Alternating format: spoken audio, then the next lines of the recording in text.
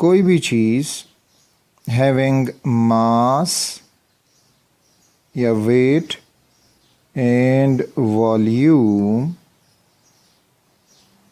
Is matter. Remember, यानी कोई भी चीज़ जो जगह घेरती हो और वज़न रखती हो, that is known is matter. तो अब अपने इर्द गिर्द देख लें कि आपको क्या चीज़ ऐसा नज़र आ रहा है जो मैटर ना हो। ठीक, तो मैटर जो हमारे पास इसकी तीन हालतें हैं, स्टेट्स हैं, that is solid, liquid, gas, इनकी शक्ल में हमें मिलता है। ये एयर जिसमें हम सांस लेते हैं ये भी मैटर है, पानी जो पिया जाता है ये भी मैटर है, और इस तरह बाकी सॉलिड चीज़ें जो हैं जिस तरह ये ईंट हुआ, पत्थर हुआ, मिट्टी वगैरह, तो ये सारा मैटर है। अब इस मैटर को आसानी के लिए तकसीम किया गया है कुछ कैटेगरीज़ में। एक कैटेगरी है mixtures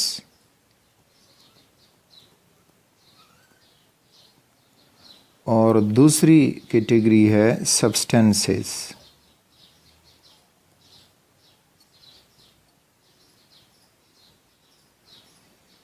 mixtures and substances. Substances को लेते हैं, substances means a sample of pure matter.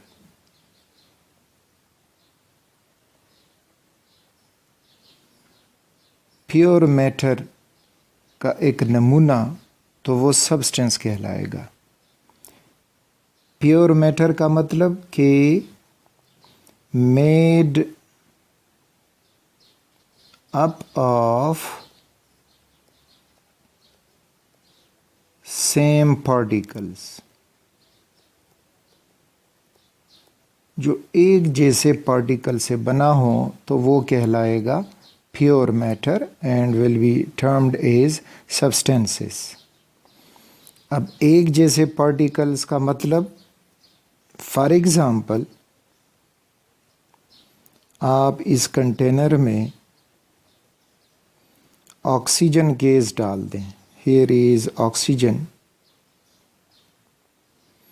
तो जब इस ऑक्सीजन के अंदर आप देखोगे तो आपको सारे ऑक्सीजन के मॉलिक्यूल नज़र आएंगे, उसमें कोई दूसरा डिफरेंट स्पीशी मौजूद नहीं होगा।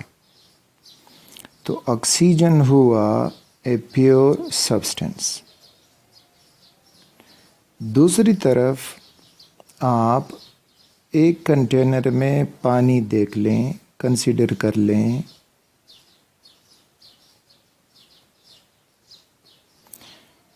यहाँ पे ये था O2 जो रिपीट कर रहा था O2 O2 O2, और यहाँ पे जो पानी है इस कंटेनर में, तो इस कंटेनर में आपको अंदर जाके मिलेगा कि H2O ये एक छोटा यूनिट है जो बार बार इसी में रिपीट होता हमें मिल रहा है।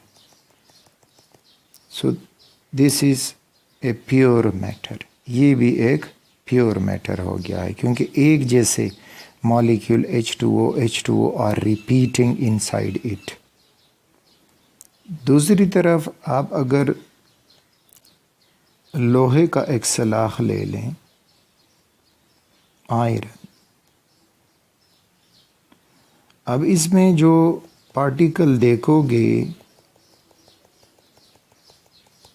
तो वो सारे आपको मिलेंगे कि आयरन के एटम्स हैं, Fe atom and repeatedly present there. तो ये चीज़ें जो एक जैसे पार्टिकल से बनी होती हैं, they are known as substances. आगे जाके फिर सब्सटेंसेस जो हैं एलिमेंट और कंपाउंड में इनकी क्लासिफिकेशन ही है, वो हम नेक्स्ट जाके पढ़ेंगे। तो यहाँ पे पॉइंट जो आपको याद होना चाहिए, जो एक जैसे पार्टिकल से बना हो, they will be known as substances. अब यहाँ पे कि H2O, यहाँ तो हाइड्रोजन है, ऑक्सीजन है, यस, एक क्वेश्चन आपके जहन में होगा, ये आगे हम ले जाएंगे। अच्छा, मिक्सचर्स ये जो है कंपोज्ड ऑफ different particles या pure substances.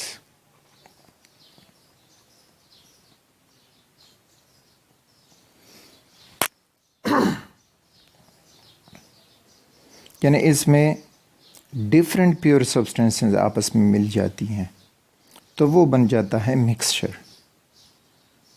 फॉर एग्ज़ाम्पल, अब अगर हम नमक उठाएं, सोडियम क्लोराइड, तो जितना भी नमक का पैकेट होगा उसमें अगर आप देखोगे तो you will get NaCl, NaCl, NaCl is the repeating unit. Means के अब ये नमक जो है एक प्योर सब्सटेंस है और पानी को ऑलरेडी हमने समझा कि पानी जो है, फॉर एग्ज़ाम्पल इस कंटेनर में पानी है ये, तो अब ये पानी H2O रिपीटेड आपको मिलेगा। तो अब अगर हम NaCl और H2O को आपस में मिक्स करेंगे फिज़िकली तो ये बन जाएगा मिक्सचर। यानी नमक को पानी में डाल दें तो ये डालने के बाद जो रिज़ल्टिंग मैटर आपको मिलेगा वो हो जाएगा मिक्सचर। लेकिन यहाँ पे जो मिक्सिंग होगी वो फिज़िकल होगी, केमिकल मिक्सिंग नहीं। केमिकल मिक्स करने से रिएक्शन हो जाते हैं और नए प्योर सब्सटेंसेस बन जाते हैं, जबकि सॉल्यूशन का बनना, सस्पेंशन का बनना, कोलॉइड्स का बनना, ये सारे जो हैं दीज आर फिज़िकल मिक्सिंग्स।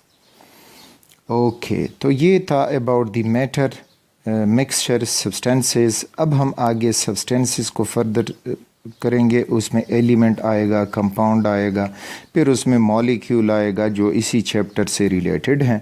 मिक्सचर्स वगैरह आगे जाके सेपरेट चैप्टर इन पे मौजूद हैं, वहाँ पे हम इसको डिटेल से डिस्कस करेंगे।